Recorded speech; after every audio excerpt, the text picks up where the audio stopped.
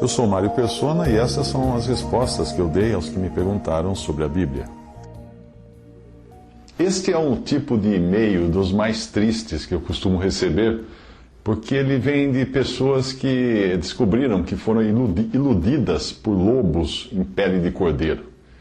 E nesse e-mail você diz o seguinte: eu gostaria de saber, abre aspas, eu gostaria de saber o que você pensa acerca do que está escrito em João 10:10, pois a teologia da prosperidade tem tentado me ensinar que eu, para me sentir filha de Deus e para que Ele me ame, eu tenho de ter uma vida próspera. Se eu ainda não tenho uma vida próspera, é porque não sou filha legítima de Deus. O que você tem a me dizer? Fecha aspas. O versículo que você citou é: eu vim para que tenham vida e a tenham em abundância, de João 10:10. E eu vejo que você realmente foi vítima dos lobos vestidos de ovelhas, ou pior ainda, de pastores que vivem por aí desafiando a Deus. O Senhor Jesus falou de pessoas que profetizariam no seu nome, fariam milagres no seu nome, expulsariam demônios no seu nome, mas ele disse que desses ele diria: nunca vos conheci. Mateus 7:23. Quem seriam essas pessoas? Certamente não seriam ateus, não seriam espíritas, não seriam muçulmanos, não seriam budistas ou coisa do tipo. São pessoas que usam o nome do Senhor Jesus para proveito próprio. E a melhor isca para atrair multidões é dizer que ficarão ricas, e que o que, de certa forma, é coerente com o próprio modo de vida que esses falsos profetas e falsos pastores levam. Afinal, eles ficaram ricos, não ficaram? Então a maioria das pessoas segue a eles pensando o seguinte: bom, se funcionou com eles, vai funcionar comigo também. Historicamente, a doutrina da prosperidade, esse neopentecostalismo que nós vemos hoje na TV e no rádio, isso teve início nos Estados Unidos como uma decorrência do enriquecimento dos pastores e pregadores de lá. Com a evidente evolução do seu padrão de vida, cada vez eles ficavam mais ricos, né, graças ao crescimento do número de fiéis que os seguiam, e sendo a antiga teologia fundamentalista de simplicidade, de vida simples, etc., e de contentamento com o suficiente, né, depois de ter sido pregada por décadas, ela começou a criar um problema de imagem. O pastor pregava que devemos nos contentar com o que temos e, ao mesmo tempo, ele enriquecia. Então, começou a haver um problema aí e alguma coisa precisava ser mudada na pregação deles, para fazer crer que a fidelidade a Deus enriquecia financeiramente. E esse foi o argumento que passaram a pregar então. A partir de então, pastores prósperos eram sinônimo de fidelidade e comunhão com Deus. Pastores pobres eram porque não tinham comunhão com Deus, não estavam prosperando. Portanto, os mais prósperos atraíam mais gente, o que os tornava ainda mais prósperos. E é assim até hoje. As pessoas olham, quando um jornal fala da notícia lá que o pastor fulano é milionário, que tem jato de não sei quantos milhões de dólares e tal, isso não vai atrapalhar nem um pouco os negócios dele, porque as pessoas que seguem esse tipo de gente são aquelas que seguem prosperidade. Então, se o pastor A tem um jato de 15 milhões de dólares e o pastor B tem um jato de 5 milhões de dólares, vamos seguir o pastor A, que está dando mais certo para ele. A vida em abundância que o Senhor promete é a própria vida dele, naqueles que creem nele. Não é vida com abundância de bens. Eu não consigo entender como é que o diabo consegue cegar tantas pessoas nos dias de hoje que estão buscando a Cristo como se fosse um talismã para dar boa sorte, e não como o salvador de pecadores. É muito fácil desmascarar essa doutrina da prosperidade. Quer ver? O Senhor Jesus foi rico? Não. Ele não tinha onde reclinar a cabeça, e os poucos pertences que ele tinha foram divididos pelos soldados quando ele morreu. Os apóstolos foram ricos e saudáveis? Não. Eles viviam presos, perseguidos, precisando se ajudar uns aos outros e até contar com a ajuda dos irmãos e alguns deles doentes. Então, com base em quê? Todas essas promessas dessas igrejas e desses pregadores da prosperidade, com base em quê? Com base no Antigo Testamento. Porque no Antigo Testamento Deus fez, sim, promessas terrenas de prosperidade a um povo que nunca recebeu promessas celestiais. Aquele povo do Antigo Testamento, Israel, foi prometido terra, colheita, saúde, filhos e tudo em abundância, mesmo porque a perspectiva que eles tinham era de morar numa terra prometida, a terra que manava leite e mel, na terra da Palestina, de Israel. O que foi prometido, porém, ao cristão, enquanto ele é peregrino nesse mundo, não tem nada a ver com as promessas feitas a Israel. Qual a promessa feita ao cristão? O céu. E aqui no mundo? No mundo tereis tribulações ou aflições, disse o Senhor Jesus em João 16:33. Mas e os bens materiais? Eu devo me contentar com o que Deus me deu até aqui? Vamos ver o que diz a palavra de Deus, 1 Timóteo 6:8. Tendo, porém, alimento e vestuário, estaremos com isso contentes. Seria pedir muito que nós aceitássemos este conselho como sendo a mais pura palavra de Deus? Não. Não, isso é a palavra de Deus. Isso é o que Deus nos diz. Não se deixe levar pelo engano do diabo. Sim, é o engano do diabo que é pregado nessas igrejas neopentecostais de prosperidade. É engano do diabo. Porque ele quer colocar os nossos olhos neste mundo e não no céu. Colossenses diz para pensarmos nas coisas que são do alto. Pensai nas coisas que são de cima e não nas que são da terra. Colossenses 3:2. Em Timóteo diz que os que querem ficar ricos caem em engano. Caem em engano. Os que querem tornar-se ricos caem em tentação e em laço, em muitas concupiscências loucas e nocivas, as quais submergem os homens na ruína da perdição. Na ruína e na perdição. 1 Timóteo 6:9. Você não vai escutar esses pregadores da prosperidade citar esses versículos no púlpito. Não vai. É claro que existem cristãos ricos, porque Deus quis assim. Mas não deve ser este o sonho ou a meta de um cristão, enriquecer. Não. A mensagem da palavra de Deus é clara demais.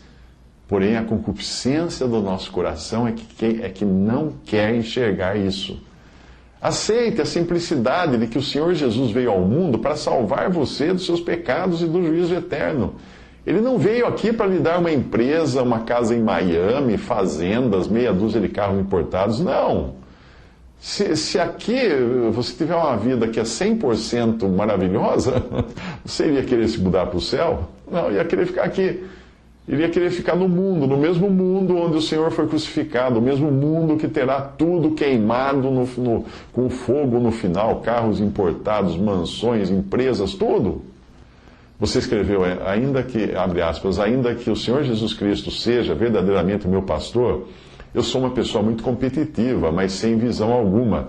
Por isso estou sem qualquer sinal de prosperidade na minha vida, o que eu acho uma tremenda incongruência, fecha aspas. Que tal você olhar para Cristo e não para a sua vida? Existe uma doutrina chamada doutrina do domínio, teologia do domínio, que acredita que a igreja seja a substituição de Israel.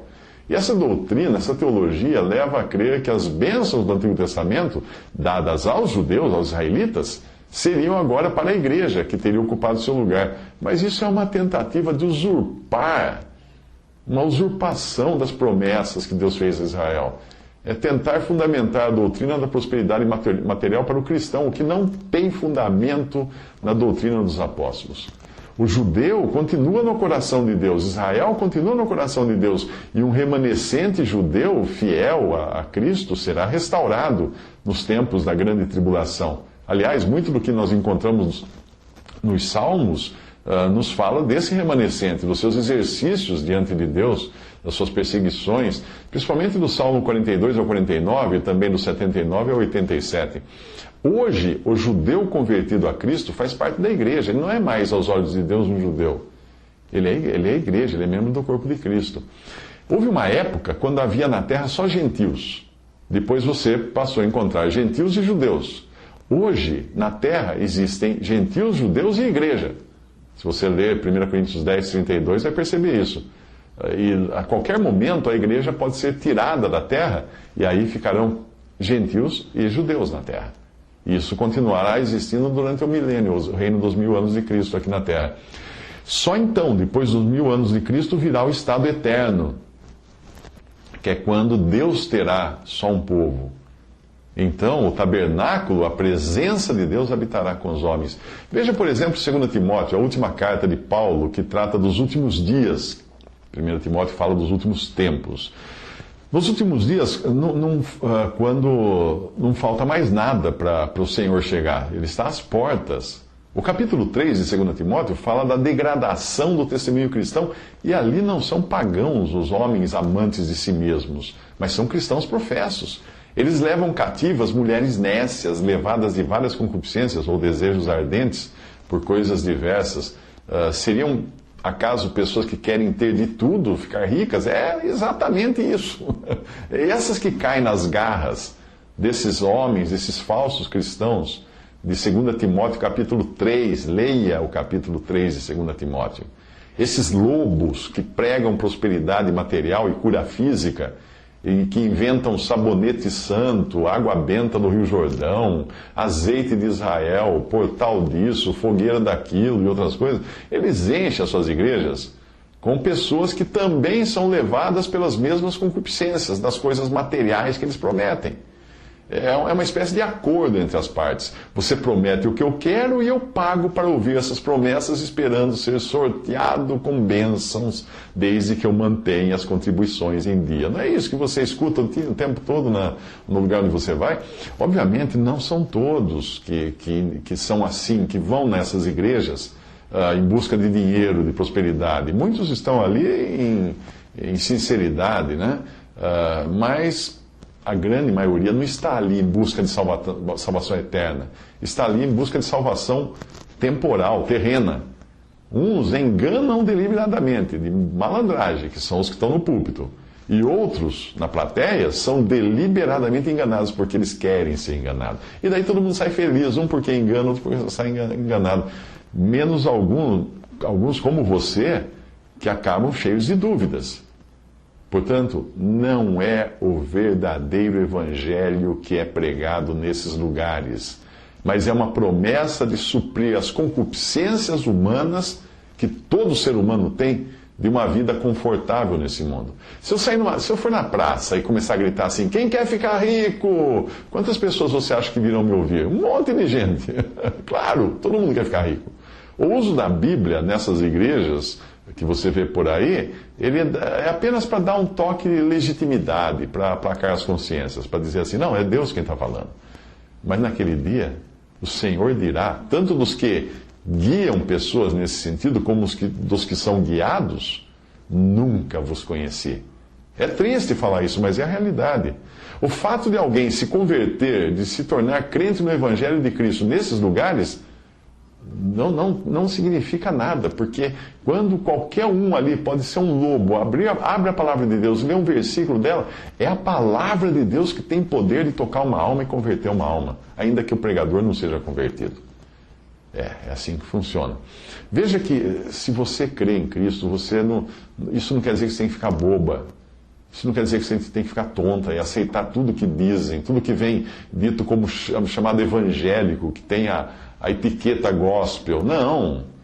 A palavra de Deus, você tem acesso a ela. Ela é o seu parâmetro sempre. E é nela que você fica segura. É claro que existe um outro elemento aí, que nesses lugares também que você tem frequentado, que é o terrorismo religioso, que é praticado por alguns desses líderes que fazem ameaças de danação eterna a qualquer um que duvide do que eles prometem ou abandone as suas igrejas. Para isso, eles apelam para passagens do tipo, obedecei vossos guias, sendo-lhes submissos, porque velam por vossas almas, em Hebreus 13:17. Bem, digamos que há realmente aqueles que velam pelas almas, mas e os lobos declarados, devo obedecê-los? Não! O apóstolo Paulo, quando ele fala para os anciãos de Éfeso, ele fala, eu sei que depois da minha partida entrarão no meio de vós lobos cruéis, que não pouparão o rebanho.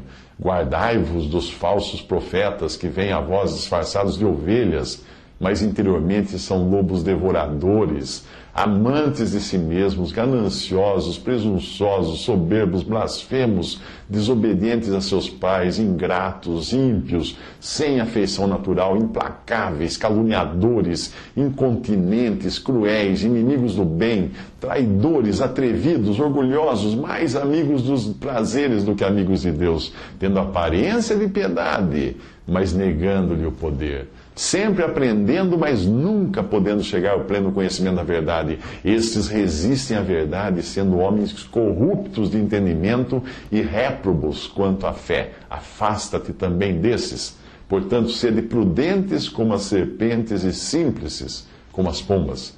Tudo isso eu li, emendei alguns versículos aqui, de Atos 20 e 29, Mateus 10, 16, Mateus 7, 15 e 2 Timóteo 3, de 2 a 5. O evangelho da prosperidade que pregam nessas igrejas não é o que nós encontramos na palavra de Deus. O verdadeiro evangelho precisa dar uma solução para o pecado, não para a conta bancária, para a falência da empresa, para o cônjuge abandonado ou para a pressão alta. Não é isso o evangelho. O verdadeiro evangelho precisa ter morte, precisa ter sangue, precisa ter ressurreição. O evangelho que apela para as necessidades naturais do ser humano, a concupiscência da carne, dos olhos e a soberba da vida, é um falso evangelho dirigido ao ventre. É evangelho para a barriga. Veja o que escreve o apóstolo Paulo: o evangelho que vos tem anunciado, pelo qual também sois salvos, se o retiverdes tal como vô-lo tenho anunciado, se não é que cresces em vão. Porque primeiramente vos entreguei o que também recebi, que Cristo morreu por nossos pecados, segundo as Escrituras, e que foi sepultado, e que ressuscitou ao terceiro dia, segundo as Escrituras. Isso está em 1 Coríntios 15, de 1 a 3, e resume o que é o Evangelho. Agora, cá entre nós, será que nós não somos capazes de detectar um vigarista quando encontramos um? As roupas, as palavras, o tom de voz, as promessas, a sedução. Se nós não estivermos hipnotizados pela ganância nossa, do nosso coração, certamente será fácil identificar um salafrário, um picareta, um vigarista. É fácil. Se você está enganado pela ganância, se você é enganada pela ganância, se você quiser também ficar rica, aí você vai cair na conversa, vai cair no conto. É aí que mora o perigo. Embora salvo, o cristão ainda carrega em si a sua carne, a sua velha natureza. E a carne sempre dá ouvidos às coisas que apelam para a carne. E prosperidade material é uma das coisas que apelam para a carne.